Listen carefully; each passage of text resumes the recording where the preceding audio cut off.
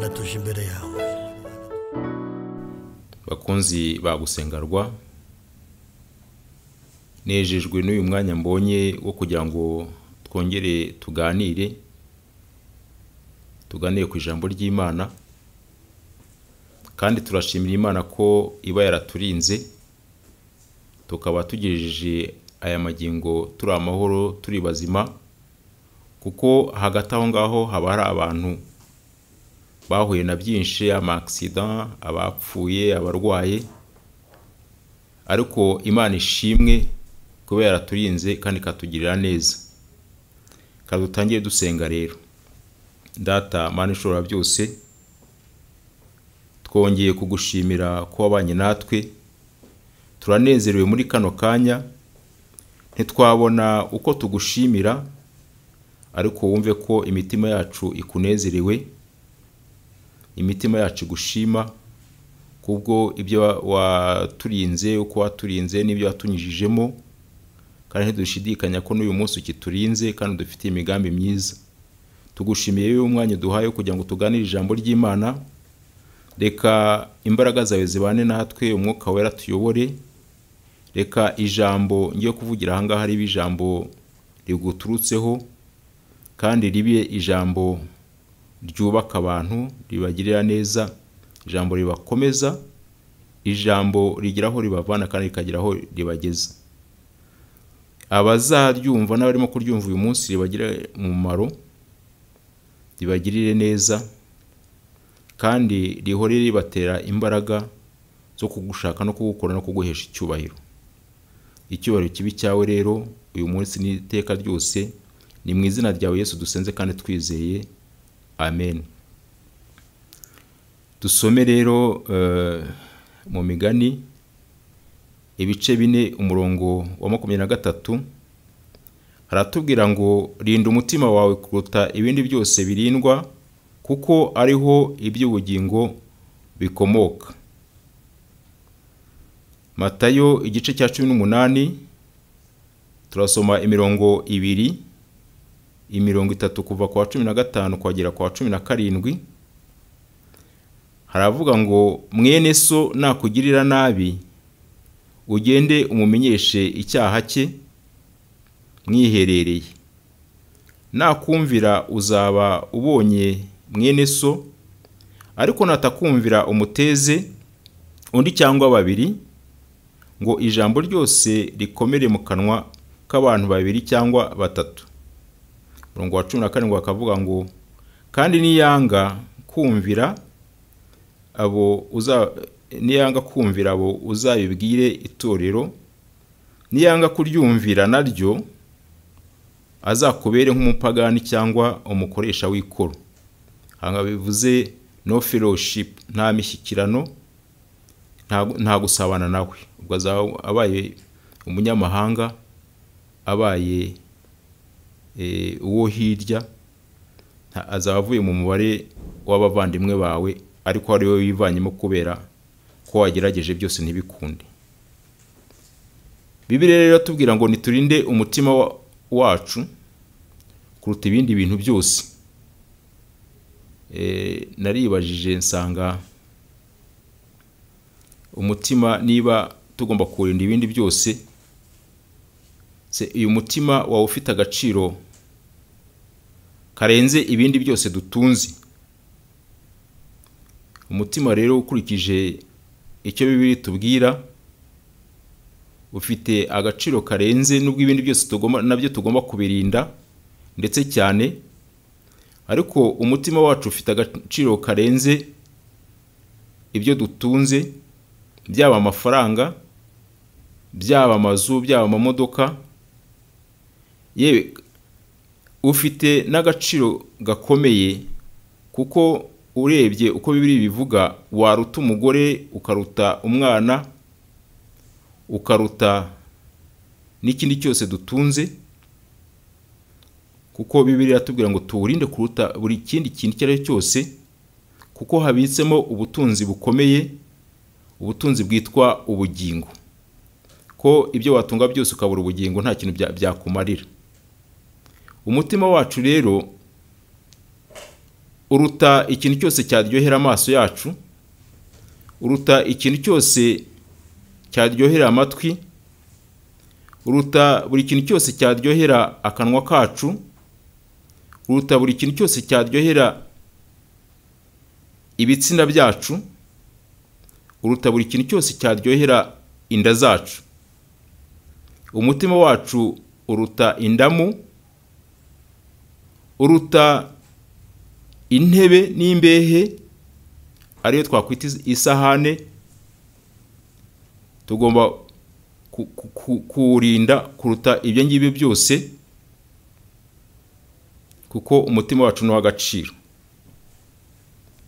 Muri Matayo 18 aho twasomye hatubwira yuko mu rwego rwo kuwurinda, kandi ibyo tuwurinda ni ibiwugirira nabi, tugomba gukora ku buryo twirinda abanzi, ikaduha urugero rw'abantu tubana nabo bamenye Imana, bazi ububi bw'icyaha, bazi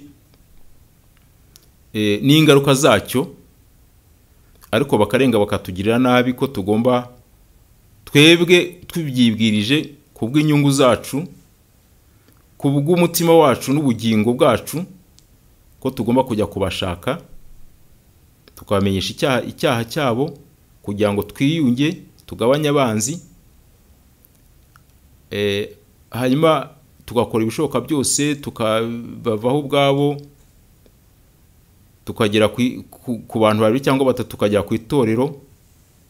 Batunanira ubwo tugakaraba tukabareka, ariko tukarinda imitima yacu. Mu mutima w'umuntu rero habamo ibintu byinshi, habamo ibyatunejeje, habamo n'ibyatubabaje, bituramo bikabamo, tugendana nabyo, tubana nabyo, ku buryo bigeraho bigahinduka ubuzima bwacu bwa buri munsi. Ibyiza biratunezeza, ndetse twabyibuka tukamwenyura, byanarimba tugaseka, ariko ibibi byo bitubihiriza ubuzima, tukabiha bikaducanga, ndetse guseka no kwishima bikabura. Kandi ibi byose biba byakozwe akenshi n'isi n'abantu babi, ndetse na shebuja Satani. Umutima wacu rero si inyama tubona, iyi nyama igira uruhare mu gutunganya no gukwirakwiza amaraso mu mubiri, ahubwo ni ububiko bw'amarangamutima yacu, ibyo duhura nabyo bya buri munsi, ibyo tubona, ibyo twumvise, ibyo tubwirwa, ibyo twakoze, ndetse n'ibyo dukorerwa. Ibyiza twahuye nabyo bituzanira amahoro n'umunezero, bikatuzana ibyishimo n'ibyiringiro, biryoshya ubuzima kandi bikoroshya ubuzima. Ibyiza rero bije muri twebwe bikaza mu mutima wacu, ntabwo biza byonyine, ahubwo bizana n'ababidukoreye. Ariko n'ibibi twakorewe, cyangwa twakorewe n'abantu n'abanzi na Satani, akenshi ntibizaho byonyine, ahubwo bizana n'abo ngabo babidukoreye. Hanyuma byatugeramo bikatubera nk'uburozi, bikatubera nk'urubori, yewe bikatubera nk'ubumara bw'inzoka y'inkazi, bikatwambura ibyiza byose twakagombye kugira, byakagombye kuba mu mutima wacu, amahoro n'umunezero, ubuzima bugasharira, natwe tugasharira, tukisharirira kandi tugasharirira n'abandi. Umutima wacu rero ni igicumbi cy'ubuzima bwacu bw'uyu munsi n'ejo hazaza. Ibyiza cyangwa icyiza, iyo ari byo byiganje mu mutima wacu, Imana iraza igaturamo, kandi yije ntiza yonyine, ahubwo izana n'ibyayo byose igaturamo, hanyuma tukaba amahoro.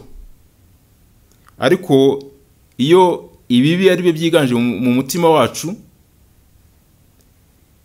umutima wacu uduhindukira nka gereza, umudendezo, amahoro n'umutuzo bikabura, umunezero ukatuba kure, umutima wacu ugahinduka ikibuga cy'intambara, intambara mu mutima, agahinda kakinjira, kwiheba bikinjira,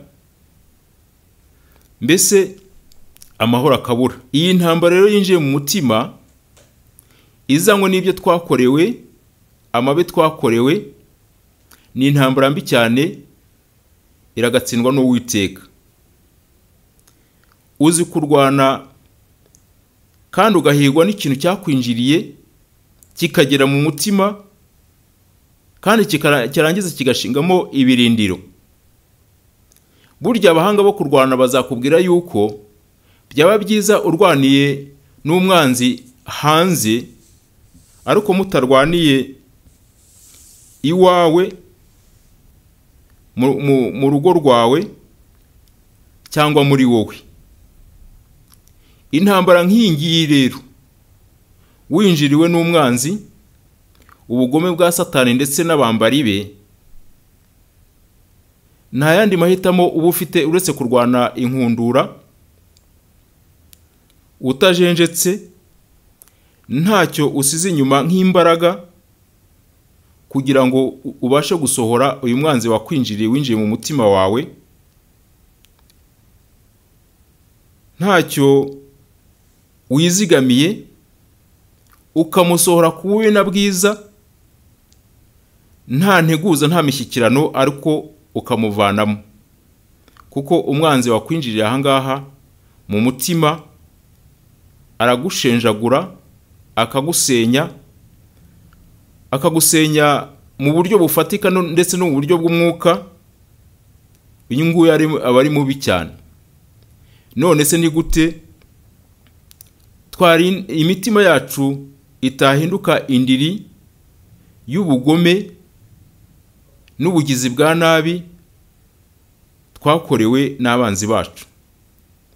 Nta muntu n'umwe wifuza kubana n'umwanzi cyangwa guturana nawe ndetse no kugaraguzwa agati nawe. Buri wese yifuza amahoro, buri wese yifuza icyatuma atuza, akamera neza, akanezerwa. Noneho umuntu akibaza ngo ni gute, ni iki umuntu yakora cyatuma umutima w'umuntu urindwa ntiwinjirirwe n'ibibonetse byose, ariko nanone ntiwangizwe n'ibije byose, ukarinda umutima wawe, ariko n'ibyawinjiyemo ukabasha kubisohora kandi bikavamo neza, bikaguhesha amahoro, ariko nawe ukabasha kuyahisha abandi. Bamwe hano hanze hari amaprincipe bagenderaho, bakavuga yuko iyo ushaka amahoro utegura intambara. Umulatino yaravuze ngo quis pacem parabellum. Si tu veux la paix, prépare la guerre. If you want peace, prepare for the war.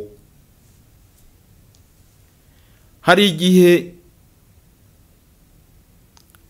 abantu bakugirira nabi nk'abagupatanye,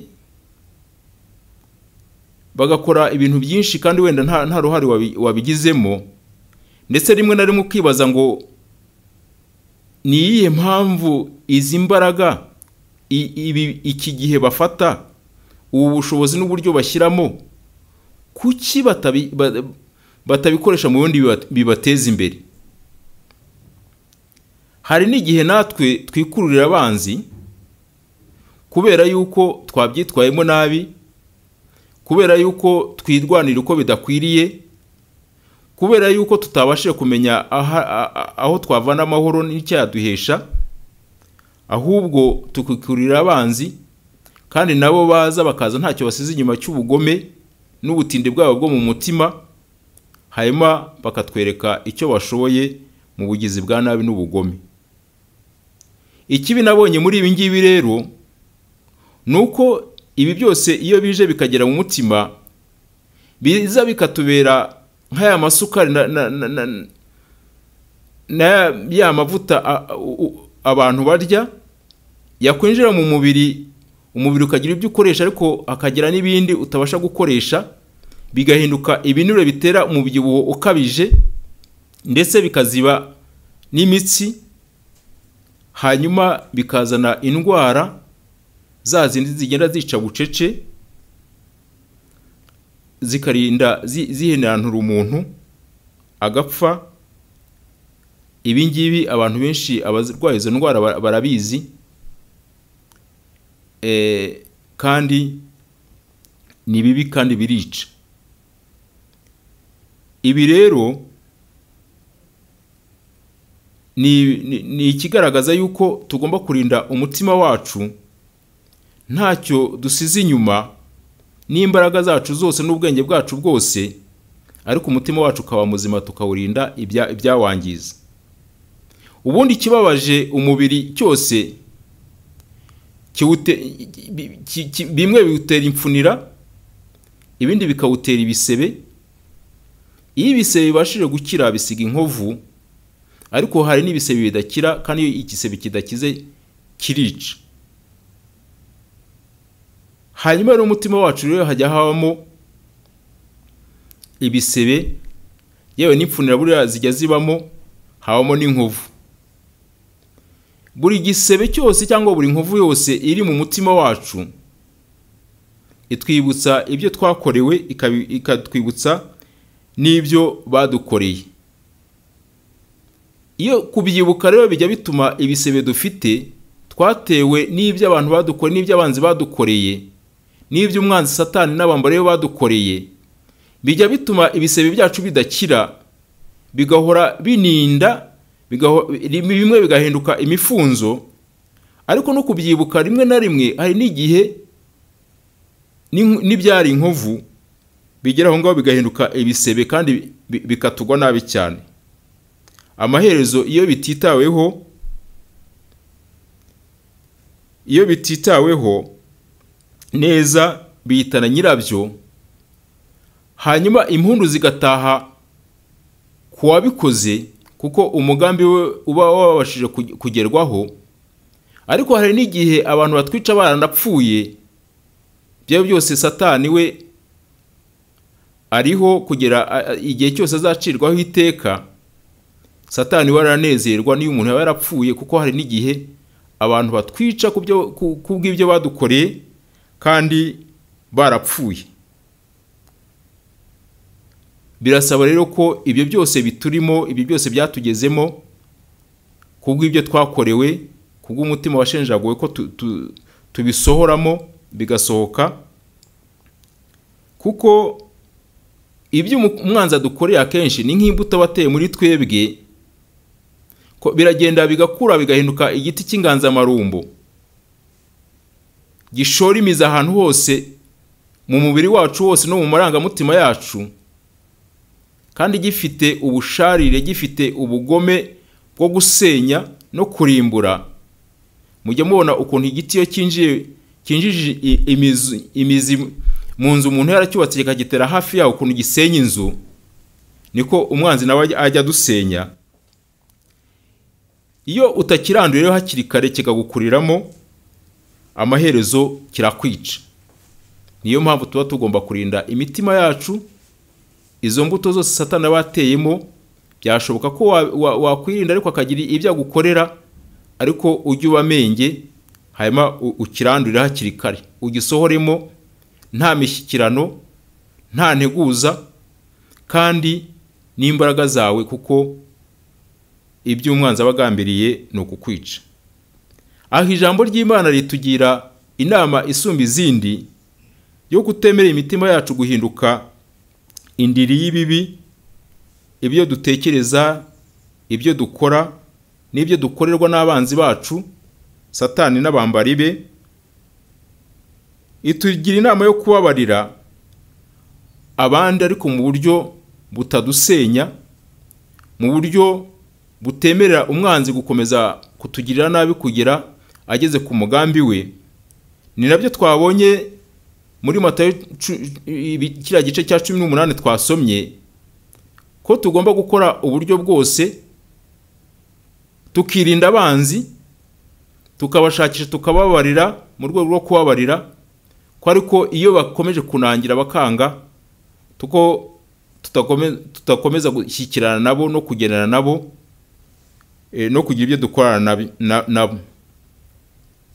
Kubabarira rero ntabwo ari imbaraga nkeya, nta nubwo ari kubura ubwenge, kuko hajya habamo gushyira mu gaciro no mu mibare no gushyiramo ubwenge. Umuntu agahitamo ikintu cyamugirira akamaro kuruta uko yahangana cyangwa se yakwikururira abanzi. Hari n'igihe umuntu ajya agira abanzi n'utari umwanzi akamugira umwanzi, ariko ugasanga n'abakunzi bacu twabahinduye abanzi kubw'umutima ubabaye, kubw'umutima wakomeretse. Ibyo rero tuba tugomba kubigiramo ubwenge. Kandi kubabarira umuntu ntibivuze yuko mukomeza gukorana. Niba yaraguhemukiye agakora ibintu bitari by'akagira imikorere itari yo, ntago bivuga ko mukomeza gukorana. Wamubabarira akaba hariya, ukamuha amahoro nawe akaguha amahoro. Ntabwo bivuga ko mugomba kugendana, ntibivuga ko mugomba kwicana byanze bikunze, ntibivuga ko mugomba no kugendana mufatanya agatoki ku kandi nk'abafiance. Oya, ahubwo kubabarira icyo bidufasha kwiyemeza kutihorera, kuko akenshi kwihorera bijya bizana ingaruka zirenze ibyo twakorewe n'abanzi. Ikindi kandi kubabarira ntibibuza umuntu kwirinda, nta nubwo bikuraho guhanwa ku muntu wagize nabi, cyane cyane iyo atiyemeje guhinduka ngo asabe imbabazi z'ukuri kandi ave mu byo mu bibi abamo. Kuko niyo we wamwihorera, ariko amategeko y'isi n'ay'Imana yo ntabwo yacika. Hari amategeko y'isi n'ay'Imana ahana abagizi ba nabi, agahana abagome. Ayo ngayo uko wabigenza kose ntabwo wayacika. Rinda rero umutima wawe, wirinde umwanzi aho yaturuka hose, uwuzi n'uwukeka ariko n'uwudakeka, cyane cyane ko burya n'uwo mwose rimwe hari igihe yaguhindukira umwanzi kandi akaba umwanzi mubi, ndetse uruta n'umwanzi waturutse muri rubanda. Kubabarira rero bigira imbaraga nyinshi. Kubabarira bikubura umutima wacu, ariko bigira n'imbaraga nyinshi n'inyungu nyinshi. Iyo ubabariye abakugiriye nabi, ukababarira abantu, Imana nayo irakubabarira, cyane cyane ko natwe tutari shyashya, kuko nta muntu w'intungane ubaho, natwe twakosa, ariko iyo ubabariye Imana nayo irakubabarira. Kubabarira bizana amahoro n'umunezero mu mutima, ko nibyo bishobora gusukura umutima wawe bigasohoramo umwanzi n'ibyagukoreye. Kubabarira biha amahirwe y'umuntu wagize nabi yo kugira ngo yigarure kandi agaruke mu murongo. Iyo bigenze gutyo rero akagaruka mu murongo, ntabwo aba ikibazo kuri wowe, ntabwo aba umwanzi, kuko intambara nyinshi tugira akenshi zituruka ku banzi bacu, kubw'amashyari, kubw'imitima mibi, no impamvu zitandukanye za Satani. Ko Satani cyamuzanye no kwica, kwiba no kurimbura, nta kindi kintu agira kizima. Kubabarira rero bigabanya abanzi. Iyo ubabariye umuntu akagukundira agahinduka, ntabwo ugira abanzi baba bakeya. Cyane cyane ko abanzi tugira ntabwo bisaba ko buri gihe hari ikintu uba wakoze, kuko hari umuntu ukwanga akakwangira uko usa, hari umuntu ukwanga akakwangira ko wateye imbere, hari umuntu ukwanga akakwangira ko wabyaye, hari umuntu ukwanga akakwangira impamvu zitandukanye ariko ziturutse kwa Satani, ko zitaguturutseho, kuko Satani yamwinjiriye mu mutima we, harimo bya bindi byose dusaba umuntu ko yasohoramo akavanamo. biturinda rero kwihorera n'ingaruka zindi zabiturukaho. Hari abantu abenshi bagiye bafungwa cyangwa bahanwa mu buryo bubiri cyangwa butandukanye, ariko atari uko wenda aribo batangije intambara, ariko hari abazi batangijeho, hanyuma bakabura ubwenge bakajya kwihorera, kandi akaba aribo bifata, kandi wa wundi wabitangije yigaramiye ntacyo byamutwaye. Kutihorera rero ntabwo ari ubugwari, ahubwo ni umutima mwiza, ni umutima w'ubutwari wanga gukora ikibi nk'uko abandi bagikoze, wemera gutanga ubuzima aho gutanga urupfu, wemera gutanga amahoro aho gutanga intambara. Ntabwo rero ari ubugwari, ntabwo kutihorera ntabwo bivuga yuko uwakugiriye nabi atazabihanirwa, kubera yuko kubabarira nabyo bituma Imana iduhorera kandi ihora neza. Kutihorera biduha guhorerwa n'Imana, ko Imana nizi guhora neza, Imana ibikora neza, ko Imana niyizi umuntu wakizwa, ariko Imana ni nayo izi umwana wo kurimbuka, ugomba kurimbuka, ibikora neza. Rero hari igihe rero tujya twihora tukabikora nabi, ariko Imana izi aho yakora, izi aho yakubita akanyafu, izi uko yabigenza, kandi ifite ubwenge buhagije, ifite n'imbaraga zihagije, nta wayinanira. Hari n'igihe wajya kwihorera akaba ari wowe ubigwamo, ariko Imana yabikozeyo ntiyabigwamo, kandi irakurenganura kandi bigakunda. Bituma Imana itura muri twebwe iyo tubabariye, kuko imitima yacu n'umubiri wacu bigomba kuba ubuturo bw'Imana, kandi bigomba kuba bisukuye. Kubabarira rero bisukura imitima yacu, bigasohoramo urwango, ububihe n'agahinda karimo, n'ibyo twakorewe n'abanzi bacu. Umutima ubabaye, umutima ufite ishyari, umutima wakomeretse, akenshi ntabwo ubasha kwakira Imana. Iyo tubabariye rero Imana iraza igatura muri twebwe. Kubabarira nanone biduha umudendezo, kuko ntabwo tugenda twikanga iyo twagabanyije abanzi. Kubera kubabarira bituma tugendana umudendezo, tukagenda ntacyo twikanga. Umuntu atikanga umwanzi hari, atikanga undi hariya. Iyo byakunze, iyo byashobotse, kubabara ni iby'ingenzi. Tugomba kubekiramo imbaraga, tugasohora mu mitima yacu nta nteguza, nta mishyikirano. Ikintu cyose cyadutandukanya n'Imana, ikintu cyose cyatwongerera abanzi, ikintu cyose cyatuma tubiha tukabihira n'abandi, n'ubuzima bwacu bukatubihira. Kubabarira kandi bidukingurira inzira yo kwinjira mu ijuru n'inzira y'ubugingo.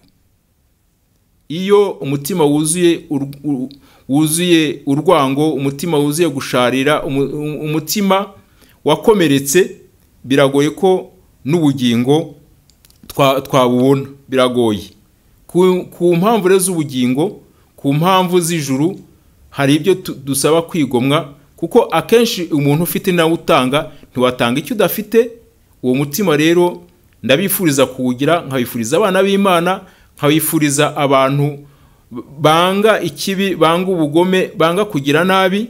Uwo mutima uharanira kujya mu ijuru, uharanira kugira neza, ndawifuriza buri muntu wari wese urimo kunyumva n'uruzanyumva wese, kuko n'uw'agaciro n'uw'umumaro. Kandi kubabarira bituma umubiri wacu uba muzima, kuko buriya umutima ushaririye, umutima ubabaye, hari n'indwara ushobora kuduteza. Indwara z'umutima, indwara zose zangiza ingingo zacu, hari n'iziza zitewe n'uko umutima wacu utameze neza, ko tubabaye, ko tutishimye, ko twashenjaguritse mu mutima. Hari indwara dushobora kurwara. Ibyo ari byose abahanga barabivuga, abahanga barabigaragaje. Urwango rero ni imungu umuntu buhoro buhoro kugera imurunduye. Ni nk'umuswa ukegeta igiti n'ibyatsi ugashirwa ubivanyemo. ni nk'ubumara, ni nk'uburozi bwinjira mu mitima yacu, ni urubori, ni ubumara. Urwango ni ubumara. Sohora mu mutima wawe rero urwango n'ubugome buturutse ku nabi, kwiyicarubozo n'ubugome wakorewe, kuko birakwica. Sohora mu mutima wawe ibyakubabaje n'ibyo wakorewe byose, nta nteguza, nta mishyikirano, aho byajya hose ntibikureba, ko ariko ubivane umutima wawe. Nibishaka sohoramo abo bantu n'ibyo bagukoreye, nibashaka baze mwicarane, nibashaka baze mugendane, nibashaka baze musangire ku meza amwe, nashaka muryamane ku gitanda kimwe, nashaka mukorane business, ariko ave mu mutima wawe byanze bikunze. Kububi na bwiza, nta nteguza, nta mishyikirano. Biranashoboka yuko muri abo bantu wenda bakubabaje cyangwa bakubaza n'uyu munsi harimo n'abarimu bawe, kuko nubwo ikoranabuhanga ryaje hakaba abarimu bigishiriza iyakure iyo ngiyo hirya, ariko umwarimu mwiza burya n'ukwegereye, umenye uko agukoresha imyitozo, agukoresha devoir, akamenya ko wazikoze, akamenya ko wabimenye, uwo mwarimu niwe w'ingirakamaro, ukuri hafi, kuba hafi. Uwo ngo arakwigisha ugafata, aragutoza ukabimenya, kandi uyu nguyu akuvana ku rwego rumwe akakugeza ku rundi. Ariko umenye neza yuko hari igihe umurimo w'abarimu uzarangira, ukarangira ubonye diplome, ubonye intsinzi, ariko nabo ntibazaviramo aho ngaho, kuko ntibakoreye ubusa, bagomba guhembwa. Hariho kubw'ibyo bagukoreye, hariho abazahembwa, bagahembwa agakiza, bakava mu bubi n'ibyo bagukoreye. Ngira ngo ababimenyere cyangwa abazi imvugo y'umwuka barabyumva, bakabona agakiza. Ariko hari n'abandi bana bo kurimbuka, ibyo wabakorera byose arabo kurimbuka, bazapfana n'ibyo bakoze, bakarimbukana na Satani wabakoresheje umurimo kuri wowe, ariko mu nyungu z'Imana, mu nyungu zo kukuzamura no kugukomeza no kugutoza, hanyuma bagashyana na Satani, kandi bakajya kuzimu. Ijuru abangaba ntaryo bafite. Nagira umuntu inama rero yo kutaba muri aba bantu bazahanwa. Niba hari aho wigeze kuba mwarimu ugakoresha imyitozo umuntu ivunanye, uyu mwanya nakugira inama yo kugira ngo usubire inyuma, usabe imbabazi, wihane, ubona agakiza nawe uzabona ijuru, kuko Imana igutegeye amaboko kandi yabigukorera. Sohora mu mutima wawe abakubabaje n'ibyabo, kandi nyuma yaho witonde cyane, kuko hari igihe uha umuntu imbabazi zitaryarya, ariko we akakubeshya ko yahindutse, ahubwo ari amaco yo kugira ngo akurangize burundu. Ugomba kwitonda rero. Hari n'igihe ukunda umuntu ukamwimariramo wese, ariko we yajya kukwanga, akakwanga rwa rwango narwo rukwimariramo, akaza ntacyo asize inyuma cy'ubugome n'ubutindi bwo mu mutima we. Ujye witonda, ube maso rero. Sohora usibe mu mutima wawe abo bantu nta nteguza, bemerewe kubaho bashaka hanze muri iyi si y'Imana Data wa twese, basengere babashe, abashobora gukira, ababishaka bakire bakizwe, babona agakiza. Ariko abashaka gupfana n'ubugome bwabo n'ubutindi bwabo bazapfane nabwo, kandi n'uzemera kugaruka uzabanze ubyigeho neza ubone kumwakira, wirinda amakosa wakoze mbere, wirinde n'ibyakurushije abandi wasomye cyangwa wamenye, kandi unirinde yuko yakongera kukuryarya nk'uko yabigenje imbere kandi byaragufashe kandi byakugiriye nabi. Basohore bajya hanze rero, bajya hanze y'umutima wawe, kuko kubera Imana iturimo n'umwuka w'Imana utubamo kandi udukoresha, dufite imbaraga zo kubana n'umuntu uwo ari we wese kandi ntagire icyo adutwara. Dufite imbaraga zo kubana n'abadukunda n'abakunzi bacu, dufite imbaraga zo kubana n'abatadukunda, dufite imbaraga zo kubana n'abaturwanya n'abanzi bacu, yewe dufite no kuba imbaraga zituma tuba muri iyi si umwanzi abamo Satani kandi ntagire icyo adutwara kandi agambiriye kutwica, kuturimbura no kudusenya mu buryo bwose. Yesu yatubwiye isi tubamo nuko tuyibamo kwitadukunda, kubera ko tutari abayo isi iratwanga, ariko dufite umwuka wari ubana natwe nkuko tubisoma muri Yohana ibice 16 ku murongo wa 13 ndetse n'uw'umunani. Haratubwira ngo uwo mwuka w'ukuri naza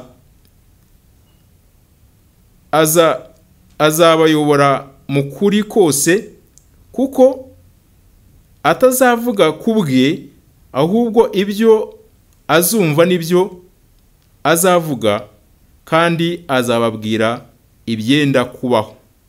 Ku murongo wa 8 akatubwira ngo ubwo azatsinda ab'isi, abemeza iby'icyaha n'ibyo gukiranuka n'iby'amateka.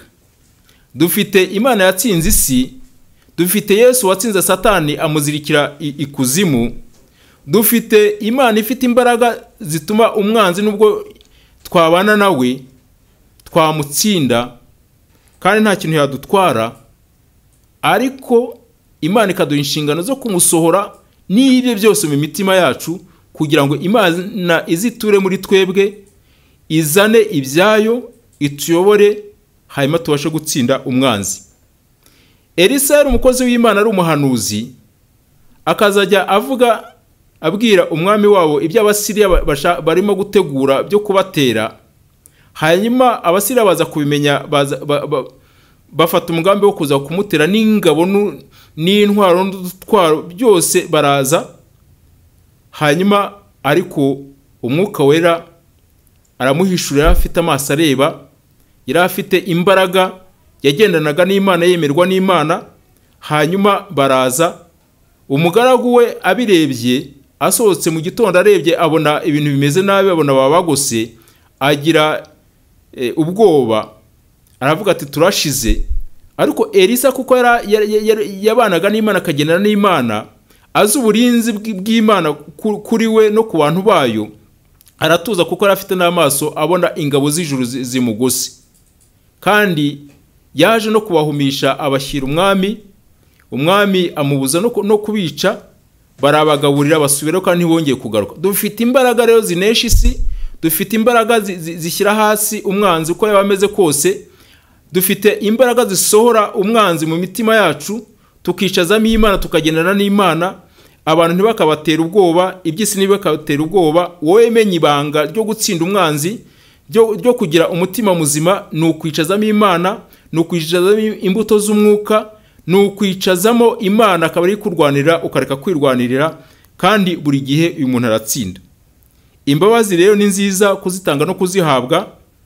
Bantu benshi barazigira, hari n'abatazigira byananiye kubabarira, ariko Imana yashoboza umuntu bikaba koko. Imana igira imbabazi nyinshi kandi ihora yiteguye kubabarira umuntu no kumufasha kubabarira. Ariko abantu ntibagakirense imbabazi bahawe cyangwa basaba, ko hari abantu birirwa basaba imbabazi mu rusengero, mu gusenga, basaba Imana imbabazi, umuntu agahera ku itariki ya mbere z'ukwezi kwa mbere yihana icyaha kimwe, kandi buri munsi akazarangiza umwaka akihana icyo cyaha, Imana iramubara uko yihannye. Ariko abantu ntibareke gukerensa imbabazi bahabwa, bareke gukina n'ibyaha, ahubwo bicuze neza kandi baharanire bicurize kureka ibyaha, bareke kubisubiramo. Abantu bafata umwanzuro wo kureka ibyaha, ubugome, bareke ubutindi mu mitima yabo, ahubwo babe bazima. Abenshi rero kuba batihorera kubera ko mwabagiriye nabi, si uko batabawe cyangwa si uko badafite imbaraga, si nuko wenda babikoze bitakunda, si nuko badafite imitima yashenjaguwe, ahubwo nuko bahisemo gutanga ubuzima, nibwo bahisemo kujya ku ruhande rw'amahoro, nuko bahisemo kwanga ikibi ahubwo bakimeka icyiza. Nawe rero muri urwo ruhande ureke ubugome, ureke kugira nabi, ureke ikintu cyose cyababaza mugenzi wawe, uvane mu mutima wawe ubutindi bubamo, hanyuma urinde umutima wawe, ariko urinde n'umutima wa mugenzi wawe. Buri wese naharanire kwibuka yuko ubugome, urwango n'ubutindi bwo mu mutima uretse kuba busenya abo mubyerekejeho n'ibyo mubakoreye, ariko namwe burabakenye. Nta juru, nta bukingo bw'umugome, bw'umuntu ufite ubutindi bwo mu mutima, nta juru ry'umuntu ugira nabi, nta juru ry'umuntu ugambira kugira nabi, nta juru ry'umuntu wica, nta juru ry'umuntu ukorera Satani, nta juru ry'umuntu wimuye Imana akimika Satani mu mutima we, akimika n'ibyo byose bibi kandi binuka. Iryo juru ntarihari. Niba hari ikintu kiremerera umuntu, niba hari ikintu kiremera kurusha ibindi, ni umwanzi winjiye mu mutima w'umuntu. Ntabwo hari igipimo gipima uburemere bwe, ariko hari ibimenyetso bigaragaza ko umwanzi mu mutima aremereyemo ukuntu, kandi akoramo ibikorwa bibi bishenjagura umuntu uko ahagaze n'umutima we. Ko iyo umwanzi yicaye mu mutima w'umuntu, amubuza gusinzira, amubuza gukora no gutera imbere, amubuza gusenga, ndetse yanasenga agasenga nabi, amwambura ibitotsi, yewe niyo ariye ntabwo ntashyira amagara ku mubiri, amusenya mu buryo bwose.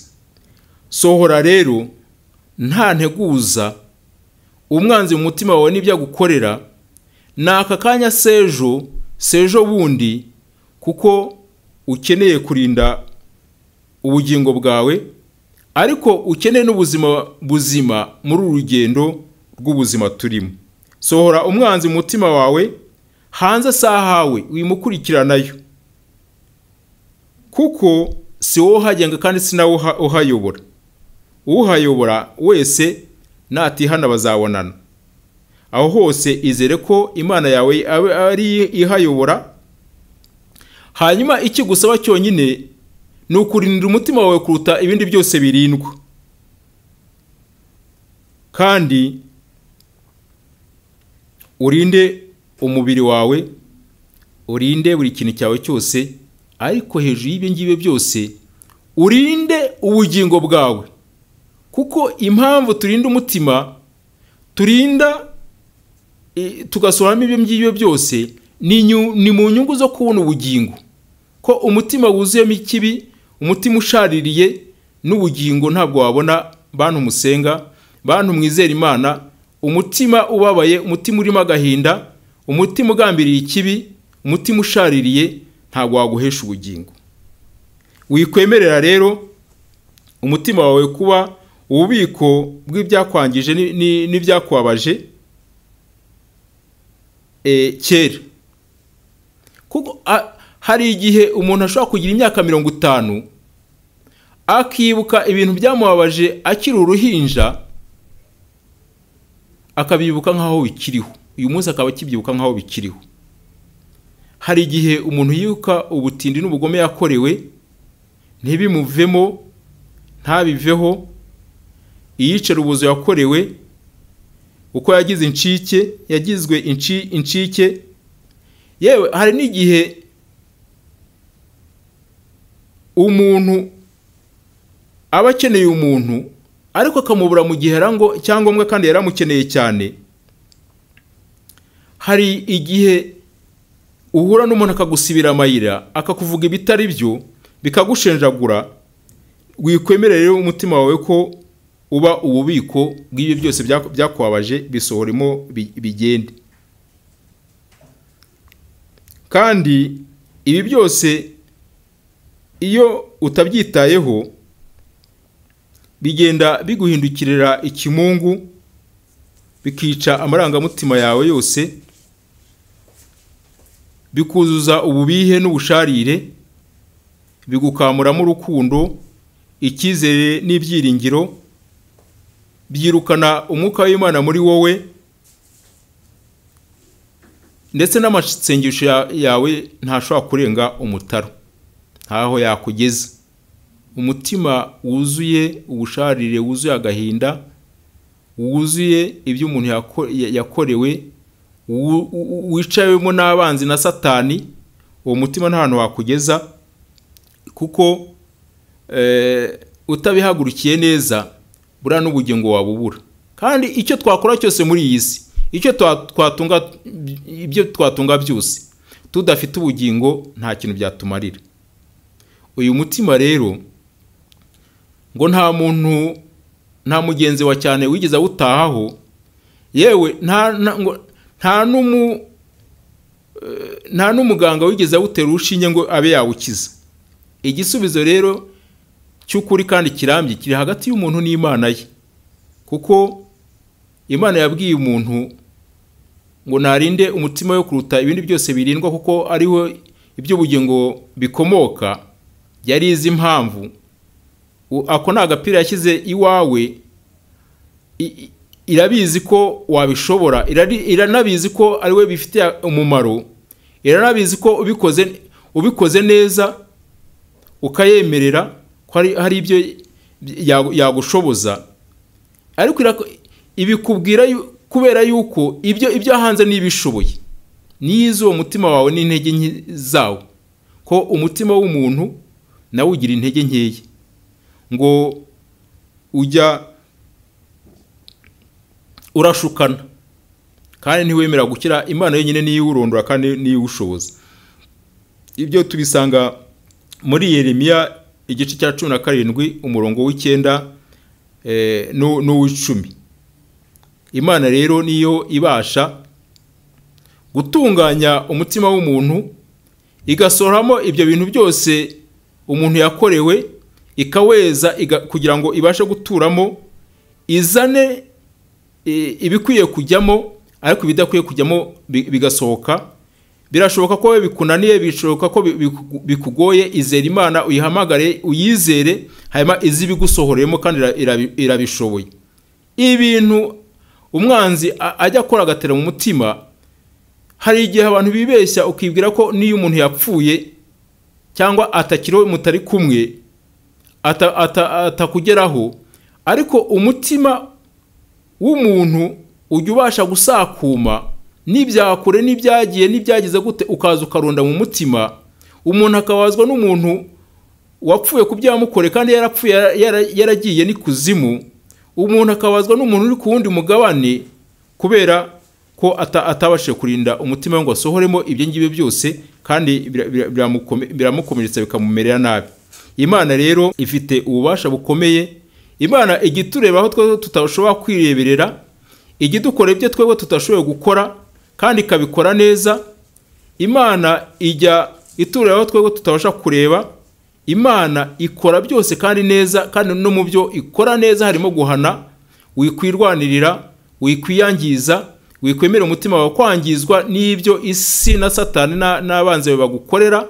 Bisohoremo nta nteguza, bisohoremo nta mishyikirano.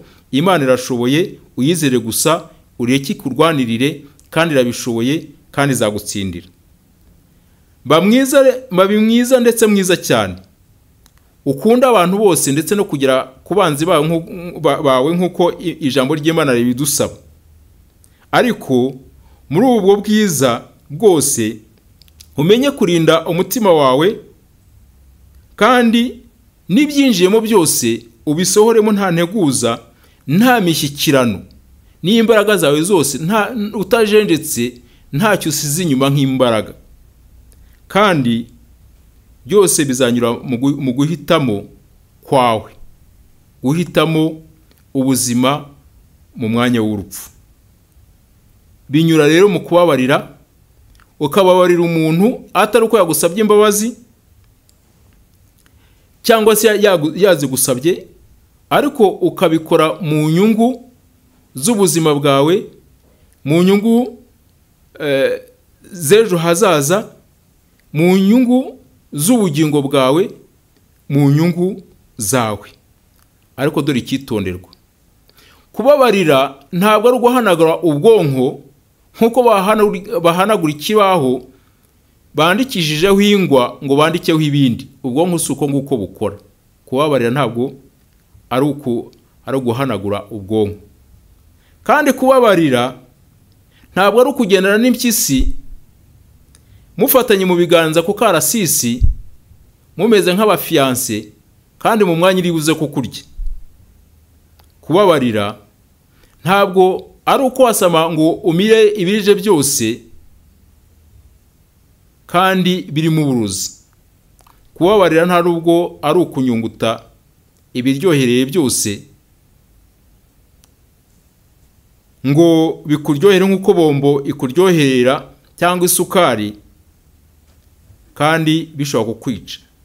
Kubabarira nta nubwo ari ugukandagira mu gisasu ukireba cyangwa se kubw'uburangare ngo kiguturikane. Babarira ubashe kubaho, babarira ukubura umutima wawe wicazemo Imana. Babarira kandi ujya wibuka uburinzi bw'umutima wawe. Babara wicaze Imana mu mutima wawe, kandi iyi Imana ije mu mutima wawe izananamo n'imbuto z'umwuka, nk'uko tubisanga mu Bagalatiya ibice 5 umurongo wa 20 n'uwa 23. Imana ntizayo yonyine, izana n'urukundo, ikazana n'ibyishimo, ikazana n'amahoro no kwihangana, ikazana no kugira neza, ikazana n'ingeso nziza no gukiranuka no kugwa neza. Imana izana kwirinda, niyibasha kurinda umuntu neza, kandi ngo ibimeze gutyo amategeko ntabihana. Uyu niwe muntu twifuza, uyu niwe mukristo dushaka, uyu niwe muntu wabona ibyaha abandi kuko afite umutima wicayemo Imana kandi wicayemo n'imbuto z'umwuka. Uyu niwe muntu wakemura ibibazo isi ifite, uyu niwe muntu wagirira neza ubwoko bw'Imana. Sohora umwanzi n'ibye byose muri wowe, ariko ijisho ryawe ntirimuveho. Nibiba ngombwa uhora umutegeye amaboko, umusengere cyane, naza umwakire, nasonza umugaburire, nabura icyo kwambara umwambike, nagira inyota umuhe icyo kunywa. Ariko ubashe kurinda ubugingo. Ntabwo uzarinda ubugingo bwawe utarinze umutima wawe. Sohora mu mutima wawe rero buri kintu cyose kigutandukanya n'Imana, buri kintu cyose gituma usharira, ugasharira n'abandi, ugasharira n'ubuzima. Sohora mu mutima wawe ibyo umwanzi yagukoreye, ndetse nawe ubwo umusohoremo, kugira ngo ubashe kubaho, n'ibyo utunze ubashe kubibamo neza, kandi ubashe kuba ingirakamaro mu bantu, ubashe gufasha abantu. Uwo umukristo ugira umutima nk'uwari muri Kristo, umutima w'ineza, umutima w'urukundo, umutima utica, umutima uganisha umuntu mu ijuru kandi umuganisha inzira y'ubugingo. Ndabashimiye ko mwakurikiranye, ndabashimiye uko iri jambo rizabafasha. Ibyo uzumva bigukozeho uzabyiteho, ugira icyo uhindura. Ubuzima budahinduka ni bubi, ubuzima budatsindwa kubwo kumva ngo umuntu areke ibibi ave mu bibi atange ibyiza, abe mwiza. Ubuzima butuma dusenga ntituba abakristo b'ukuri buzuye urukundo bicaje Imana mu mutima, ubwo buzima ntabwo aribwo twifuza. Ndakwifuriza rero ko umutima wawe umutima usukuye wicayemo Imana, kandi umutima udashaririye, umutima utanga ubuzima, umutima utanga ibyiza, umutima uryohera abandi, umutima uhindura isi kubw'imibereho kubwo kugira neza. Imana ye dushoboze muri byose. Reka dusoze dusenga. Data Mana ishobora byose, ndagushimiye kubw'uyu mwanya umpaye wo kugira ngo nganire n'ubwoko bwawe. Iri jambo rijyanye no kurinda umutima, Uwiteka, akenshi biratugora kuko ibituzamo ibyo umwanzi dukorera biradushenjagura ndetse bigatuma tubiha. Uwiteka ni wowe wenyine ushobora kurondora imitima, ni wowe wenyine ushobora kuduha imbaraga zitsinda umwanzi, zitsinda n'ibyo umwanzi adukorera. Ni wowe wenyine waturinda, ukaturindira imitima ndetse ukarinda n'ibidukikije n'abadukikije. Uwiteka, ugire neza ubwoko bwawe, ugire abana bawe, kandi uduhindura abatsinzi, batsinda icyaha n'igisa nacyo cyose, batsinda ububi n'ubusharire bwose, mu izina rya Yesu Kristo. Reka tugire umutima nk'uwari muri Yesu Kristo, tugire umutima wuzuye urukundo, umutima wuzuye neza kandi ugira neza. Icyubahiro cyawe umunsi n'iteka ryose. Amen.